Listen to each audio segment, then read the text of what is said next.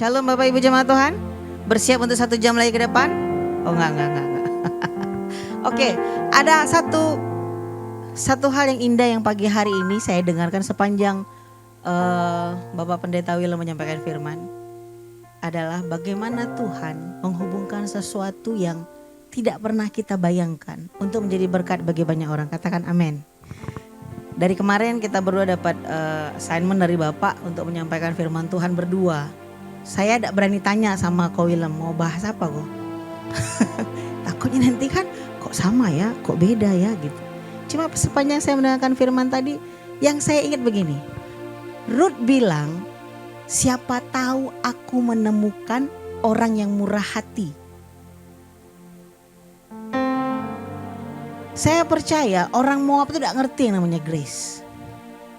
Yang ngerti tentang Karah, tentang grace itu cuma orang Yahudi. Pasti waktu dia tinggal bersama Naomi, bersama suaminya, mereka cerita-cerita tentang Tuhan, amin. Tentang Tuhannya orang Israel. Dan itu diingat Ruth. Oke, zaman sekarang kita ngomongnya punya Roh Kudus, pengurapan. Tapi zaman dulu kan mereka gak kenal. Yang mereka tahu adalah ketika nama Tuhan disampaikan, ada sesuatu yang tertinggal dalam hati dan pikiran. Katakan amin. Saya percaya sepanjang firman Tuhan tadi dibagikan, ada sesuatu yang Tuhan sedang kerjakan dalam setiap hati dan pikiran kita. Amin. Ruth menanggapi benih yang ditaburkan.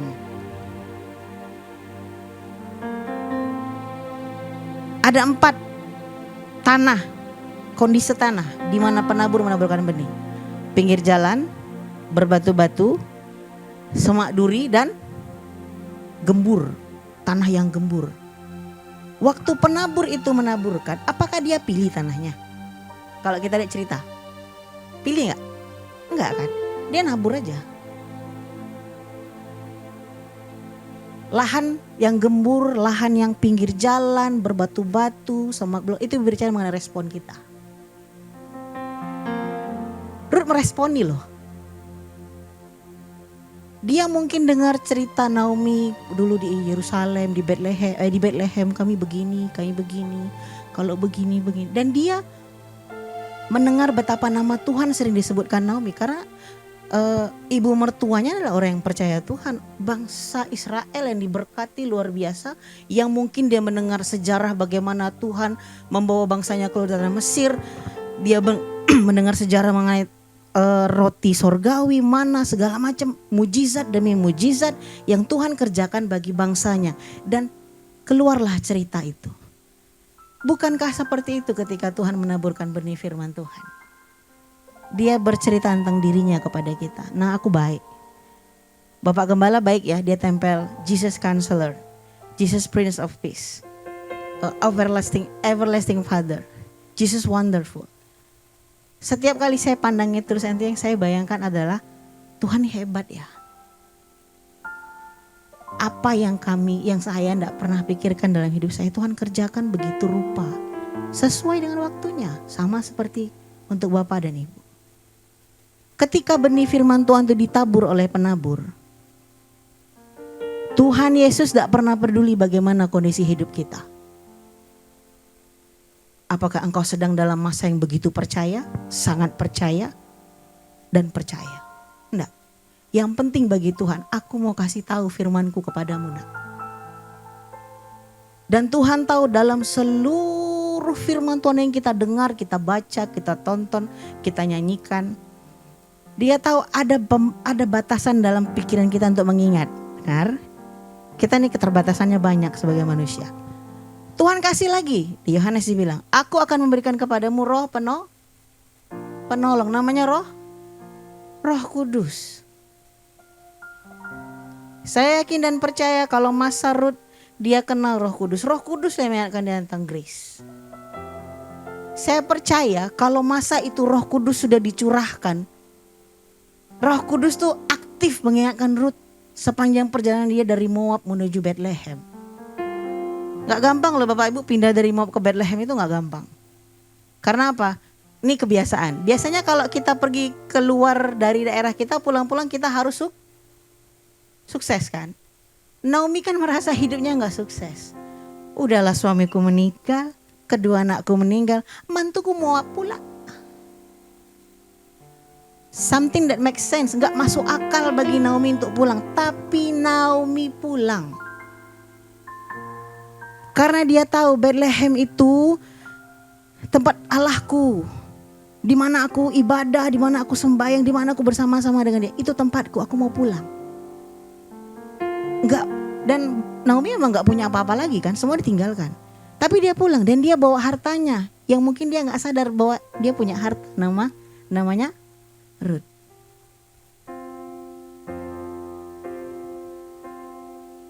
Dalam 2 minggu ini di bahan kita ibadah keluarga yang hari Kamis itu berbicara mengenai penabur dan berbicara mengenai pengurapan. Saya cuma mau bilang Bapak Ibu jemaat Tuhan, kita baca sama-sama. Saya bacakan buat kita semua di 1 Yohanes 2 ayat 27 bilang begini. Sebab di dalam diri kamu tetap ada pengurapan yang telah kamu terima daripadanya. Karena itu tidak perlu kamu diajar oleh orang lain, tetapi sebagaimana pengurapannya mengajar kamu tentang segala sesuatu dan pengajarannya itu benar, tidak dusta, dan sebagaimana ia dahulu telah mengajar kamu, demikianlah hendaknya kamu tetap tinggal dalam dia. Tuhan Yesus tahu yang kukasihi ini keterbatasannya banyak. Makanya dia kasih Roh Kudus. But the most important thing, hal yang paling penting, seringkah kita dalam tanda kutip ya, pakai Roh Kudus dalam hidup kita itu untuk mengingatkan, untuk menguatkan, untuk menghibur. Karena itu berbicara mengenai bagaimana kita begitu rindu dan haus dan lapar akan Tuhan. Kenapa Tuhan menaruhkannya kepada kita? Di Efesus bilang gini. Paulus berdoa untuk jemaat di Efesus. Dia bilang gini, dan meminta kepada Allah Tuhan kita Yesus Kristus, yaitu Bapa yang mulia itu, supaya ia memberikan kepadamu roh hikmat dan wahyu untuk mengenal dia dengan benar. Jadi dalam diri setiap kita, ketika kita percaya kepada Yesus, Tuhan sudah taruhkan Roh Kudus, roh hikmat dan pewahyuan. Untuk apa? Bukan untuk jago-jagoan, bukan untuk aku tahu dosamu, bukan gitu. Aku tahu kau lemah, bukan itu. Untuk supaya kita mengenal Yesus dengan benar. Setelah kita mengenal Yesus dengan benar, dampaknya seperti kata penabur, yang ditaburkan di ladang hati yang di lahan yang gembur itu berbuah 30 kali lipat, 60 kali lipat, 100 kali lipat. Karena kita mengenal. Ada usaha? Ada nyangkul? Enggak. Penabur itu, perumpamaan penabur tidak berbicara mengenai pupuk, curah hujan, tidak berbicara mengenai berapa lama dibajak, tidak. Dia berbicara mengenai respon hati. Kalau respon hati kita benar, kita makin kenal Yesus. Wow, kita diberkati. Katakan amin. Berbuah itu bukan kita yang kerja keras, enggak. Tapi dia keluar dengan sendiri sebagai akibat kita mengenal Yesus. Tidak perlu usaha kak, enggak ada usaha kita yang memampukan kita untuk berbuah, enggak ada. Tapi karena kita kenal Yesus, kita berbuah. Bohong gak Riyadi. Kadang-kadang kita kan butuh cara-cara yang susah supaya kelihatannya usaha kita dihargai kan. Macam betul aja. Gak perlu. Kenal Yesus, kita berbuah. Berbuahnya dalam hal apa? Potensi. Potensi diri. Setiap kita punya potensi.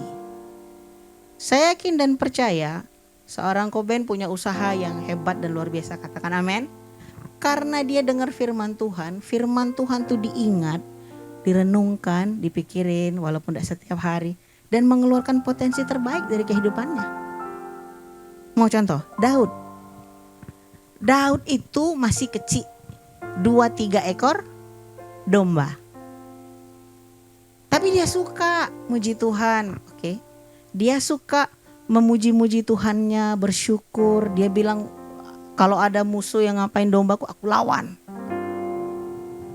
Dia tidak takut karena dia percaya kepada Allahnya. Potensi Seluruh potensi Daud yang terbaik itu keluar. Daud tuh seorang raja yang disegani sampai hari ini. Sehingga kita bisa tahu lambang bendera Israel itu bintang Daud. Sepanjang pemerintahan Daud, 12 suku Israel bersatu. Raja lain gak ada. Daud gembala yang baik, dia mampu menjaga kawanan domba yang 2-3 ekor, dia setia, dia bisa punya pasukan. Firman Tuhan yang kita dengar itu mengeluarkan potensi terbaik dalam diri kita. Apapun itu berbeda dan itu berbeda bagi tiap-tiap orang. Mungkin saja firman Tuhan yang bilang jangan takut, percaya saja. Bagi Chris itu akan menjadikan dia memiliki keberanian untuk memulai usaha buat website. Tapi mungkin saja bagi Bang Madison menjadi satu keberanian bagi dia, jangan takut, percaya saja, untuk memulai usaha dalam bidang kuliner. Who knows? Potensi. Berbuah bukan semata-mata berbicara mengenai buah roh. Bukan semata-mata berbicara mengenai hal-hal rohani. Berbuah yang dimaksud adalah mengeluarkan setiap potensi terbaik dalam hidup kita untuk menyenangkan hati Tuhan. Katakan amin. Bukan untuk apa-apa. Benar kata Ko William tadi. Gak usah bangga dengan pencapaian yang kita capai. Boleh bersyukur, boleh. Bersyukur harus. Karena apa? Itu semua terjadi oleh karena grace, anugerah Tuhan. Namun ingat, Tuhan yang siapkan itu. Supaya setiap potensi terbaik itu keluar. Orang bisa nikmati, kita bisa berkati banyak orang. Dan ingat, itu karena kasih karunia Tuhan, bukan karena usaha kita. Tengok, Ruth tuh bilang, siapa tahu ada yang murah hati sama aku. Bapak Ibu ingat cerita tentang Yabes? Anak yang tidak diakui, anak luar, tidak punya hak atas warisan, bla bla segala macam. Sampai ada lagunya, kiranya Tuhan memberkati aku berlimpah-limpah. Dengan berani dia ngomong. Gak ada hak dia untuk diberkati berlimpah-limpah. Tapi dia ngomong, kiranya Tuhan memberkatiku berlimpah-limpah. Dan memperluas daerahku. Dia tidak punya tanah, warisan pun tidak punya dia haknya. Tapi dia punya loh. Karena dia hebat. Enggak, Tuhan yang kasih. Sering kali kita berpikir kalau aku sudah melakukan A, aku layak mendapatkan B sebagai upah dari A. Oke, good. Tapi saya mau bilang, gimana rasanya kita gak melakukan apa-apa, tapi kita diberkati. Asik gak? Loh, kita gak perlu mati di kayu salib loh. Tapi kita diampuni, katakan amin. Kita gak perlu dicambuk pakai yang bola, pernah nonton Passion of Christ kan? Bola-bola duri. Gak perlu kita dicambuk seperti itu. But we are safe, kita diselamatkan. Kita gak perlu pikul salib, batu, kayu yang sebesar-besar itu sepanjang jalan kan. Ada lagi orang yang duduk-duduk di atas salib kita kan. Gak perlu, Tuhan selesaikan. Dan di dalam proses kita untuk mengalami potensi itu keluar dari hidup kita, memang ada proses.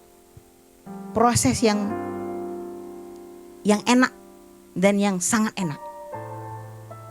Kalau aku bilang proses yang iya kok, iya enggak lah. Kita prosesnya enak kok. Kenapa enak? Ini saya mau bilang. Tema gereja kita tahun ini adalah Jesus walk before me. Yesus berjalan di depanku.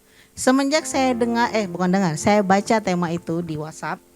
Karena waktu itu saya masih di Bangka ya. Saya merenungkan gitu. Tuhan, maksudnya apa ya before ya? Ini before gak? Ini before gak? Saya cari. Semenjak saya dengar khotbah saya cari. Ternyata maksudnya before tuh begini. Ada dua pengertian. Ya. Sebentar saya buka catatan saya supaya jangan salah ya. Oke. Ada banyak pengertian before. Before itu berbeda dengan in front of. Kalau yang bisa bahasa Inggris ya, suka bahasa Inggris. In front of itu di depan. Lawan di depan kita.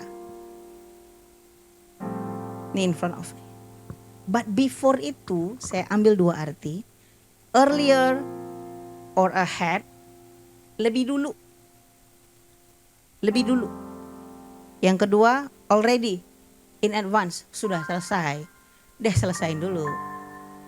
Jadi artinya masuk gini loh. Jesus walk before us itu artinya Yesus sudah selesaikan semua. Dia ada di depan kita. Udah selesai. Sini nak, ikut aku. Sudah selesai. Gak usah khawatir, memang harus kita jalani. Aku di sini. Aku gak jauh loh, kata Tuhan. Tuhan bilang janjinya buat kita kan. Janjimu seperti fajar pagi hari yang tiada pernah terlambat bersinar. Atau lagu musim akan selalu berganti, kasih Tuhan tetap abadi. Tuhan tuh kasih tahu janjinya itu untuk ingetin kita, bilang gini, aku sudah selesaikan. Ayo sini sama aku. Memang harus dilalui harus dilalui tantangan kehidupan. Harus dilalui segala sesuatu yang merintangi itu harus diterobos. Tapi aku sudah selesai, aku di depan, sini. Waktu saya mendapatkan pewahyuan kayaknya terlalu keren ya. Waktu saya mendapatkan pengertian dari Tuhan tentang itu, saya bilang begini, oh berarti yang ku alami 1 tahun belakangan ini Tuhan udah siapin ya. Berarti semua sudah Tuhan selesaikan. Sudah. Berarti Tuhan tuh serius nyiapinnya. Saking seriusnya Tuhan diselesaikannya Taman Eden itu semua. Baru diciptakannya Adam dan Hawa. Tinggallah mereka, tinggal menikmati aja. Saking selesainya pekerjaan Tuhan. Waktu Paulus datang kan dengan bawa surat mau bunuh. Tuhan bilang, ini aku yang kau bunuh. Saking apa? Saking bagi Tuhan tuh sudah selesai. Tuhan tahu Paulus tuh hidupnya akan jadi seperti apa. Dan waktu Paulus, saya percaya Paulus walaupun dia orang bilang sebelum percaya Yesus ya, pasti Paulus sering menelaah Taurat kan. Dia belajar, dia murid terpelajar. Dia muridnya imam besar. Ini membuktikan sesalah apapun cara kita dalam memahami firman Tuhan, Roh Kudus balik gini ke arah Tuhan. Sejelek apapun motivasi kita awalnya dengar firman Tuhan, Tuhan balikin ke dia. Bapak Gembala sering bilang ngomong gini, dengerin aja semua khotbah yang ada di YouTube. Itu hak kita memang. Dan Pak Gembala, saya lebih percaya bahwa Roh Kudus yang akan menuntun kita semua. Iya benar, amin. Paulus ngalaminya loh. Paulus tuh tahu firman Tuhan. Dia tahu semua. Pintar dia. Bahkan mungkin lebih pintar dari kita. Tapi the moment dia ketemu Yesus, diaktifasikan Roh Kudus dalam diri dia. Semua yang dia dengar tentang Tuhan mengeluarkan potensi terbaik dalam kehidupannya. Dia gak cuma rasul, dia bisa ngajar. Dia gak cuma bisa ngajar, dia bisa bikin tenda. Bayangin, bikin tenda. Kita kan selalu berpikir, wah berarti kapasitas dan potensinya bla bla. Bikin tenda. Karena dia dengar Tuhan. Apa kesulitan kita pada masa ini? Apa tantangan kita? Saya gak mau bilang bahwa tantangan saya lebih berat daripada Bapak Ibu jemaat Tuhan. Saya gak mau bilang bahwa tantangan saya ringan banget sih. Biasa lah, enggak. Saya cuma mau bilang setiap kita punya porsinya masing-masing. Kalau saat ini Bapak Ibu jemaat Tuhan merasa terhimpit dengan berat sekali, saya mau bilang, Tuhan tahu kamu mampu melaluinya. Karena dia sudah jalan duluan untukmu. Tidak ada yang mustahil bagi Tuhan. Yang mustahil bagi kita itu mungkin bagi Tuhan. Enggak ada yang susah bagi Tuhan untuk membalikkan setiap kondisi kita menjadi kondisi yang terbaik. Katakan amin. Mustahil kak, resesi kak, oh bla bla bla bla. Perusahaan saya pun kena. Perusahaan tempat saya bekerja. Wah bla segala macam. Bagaimana penjualan dalam seminggu bisa macam naik gunung Everest tinggi. Tiba-tiba 2 minggu kemudian datar, malah menurun. Saya alami. Saya cuma bilang sama Tuhan gini, makasih ya Tuhan. Aku percaya bahwa semua ini adalah proses yang harus kami lalui. Karena aku percaya Tuhan sudah selesai. Tuhan sudah selesai loh. Tuhan selesaikan semua di sini. Kan dia bilang, it is finished. Selesai. Yang perlu kita lakukan adalah mari kita buka Yohanes 15. Sama-sama kita buka. Yohanes 15 ayat 7 sampai 8.